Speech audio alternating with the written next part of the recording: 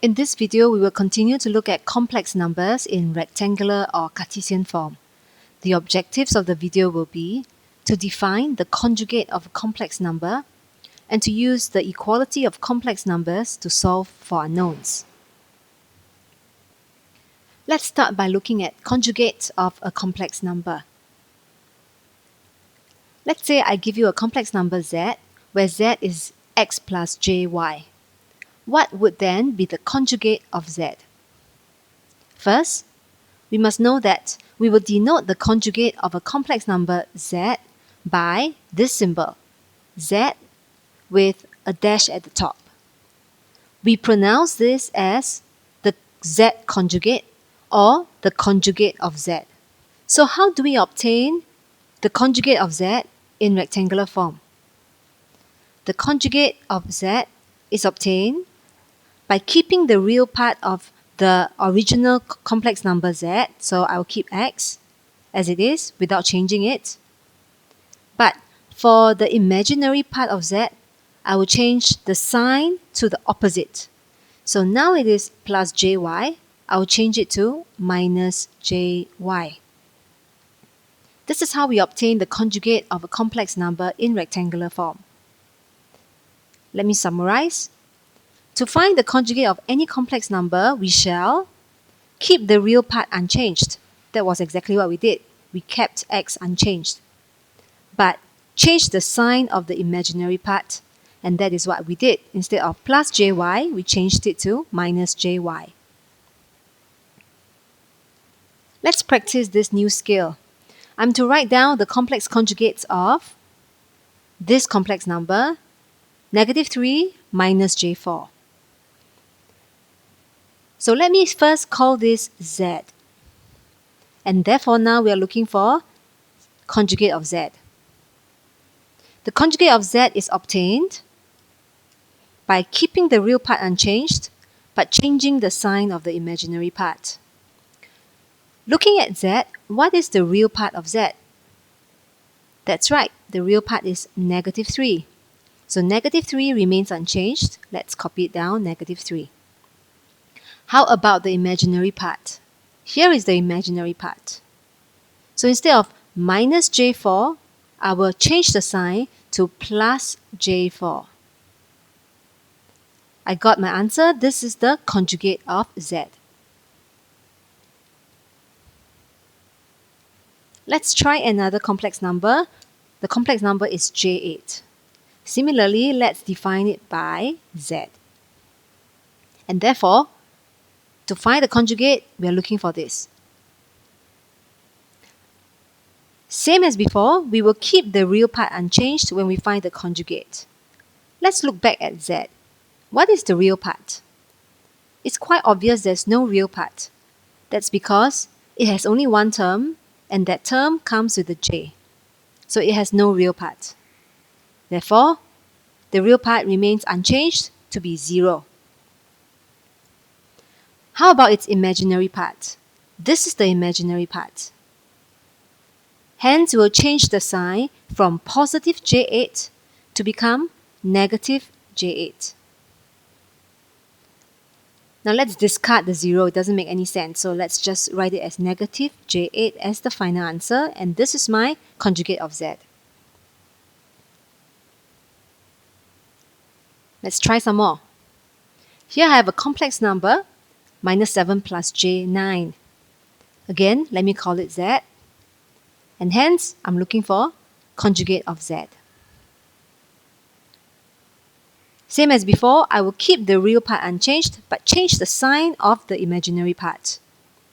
So z has a real part of -7. So we copy that, we don't change it. Its imaginary part is here. Let's change the sign from positive to negative. So we have minus j9. So this is my answer. This is the conjugate of z. One more. I have 6. Let's find the complex conjugate. Let's call this z again. And we're looking for the conjugate of z. Now looking back at z, z has a real part of 6. And the real part is not changed in the conjugate, so we copy down 6. No change to that. Looking at z again, you notice it has no imaginary part because there is no term that has j attached. Therefore, there is no imaginary part in z conjugate too. So there's nothing to change. Hence, the answer for z conjugate is the same as z. It is still 6. Let's try a little quiz. What is the conjugate of this complex number? You notice that in this question, instead of giving you z, a complex number, and then asking you to find the conjugate of z, I have simply written down the complex number z underneath the conjugate sign straight away, directly. But the idea is the same. I'm still asking you to find the conjugate of this complex number. And just like before, to find the conjugate of any complex number, we will keep the real part. In this case, the real part is -1. And what we do with the imaginary part is to change the sign of the imaginary part. So instead of a negative sign, it becomes a positive sign. So there we have it. This is the conjugate of -1 minus j3. The next concept we have to learn now is the equality of complex numbers. If I give two complex numbers, x1 plus jy1 and x2 plus jy2, then these two complex numbers are deemed to be equal only if both the real parts are equal and both their imaginary parts are equal. To summarize this statement, here we have it. If complex number x1 plus jy1 is equal to x2 plus jy2, then the only way for this to happen is for the real part x1 to be equal to the real part x2, and for the imaginary part y1 to be equal to the imaginary part y2. So this is the real part, and it must be equal to the other real part, x1 equal to x2. This is the imaginary part, and it must equal to the other imaginary part, y1, y2. Let's try some examples. I am supposed to find the real values of x and y given this equation and this equation. Let's start with part A. We learned from earlier that for two complex numbers to be equal, the real parts must be equal and the imaginary parts must be equal. So let's start by equating the real parts. On the left-hand side, the real part is x.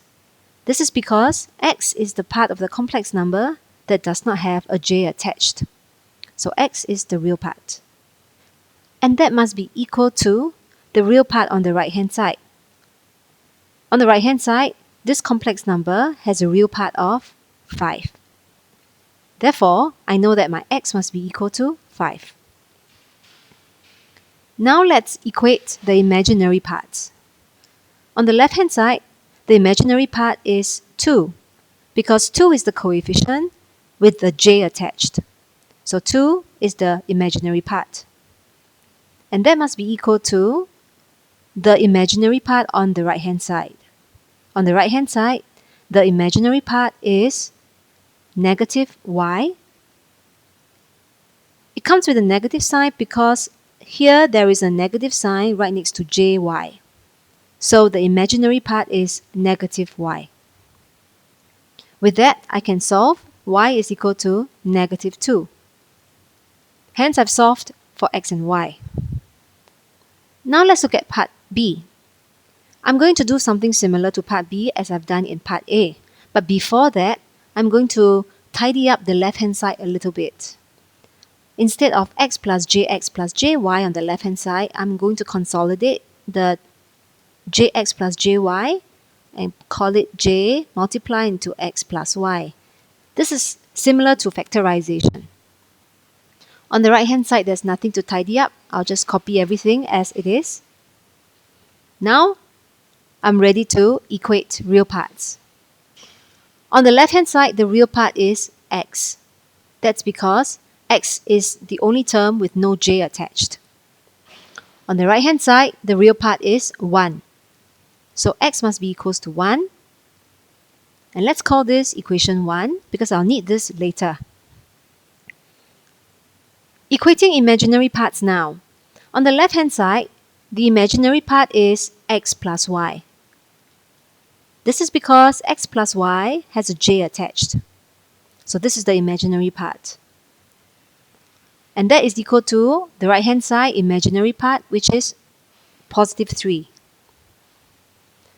So x plus y equals to 3. And substituting in equation 1, I know that x must be replaced by 1. And therefore, y is the value 2. So I know x is 1 and y is 2. Now it's time for a quiz. I'm given this equation. Find the values of x and y. I'm going to do the same as before, equating the real parts. So on the left-hand side, the real part is x plus 3. You realize that on the left-hand side, there is no j term, no term containing j. So x plus 3 is the real part. On the right-hand side, what is the real part? The real part is 5 because 5 does not have a j attached, and that is equal to 5. Therefore, solving, x must be equals to 2. Next, I will equate the imaginary parts. On the left-hand side, there is no imaginary part. There is no term containing j. So the imaginary part is 0.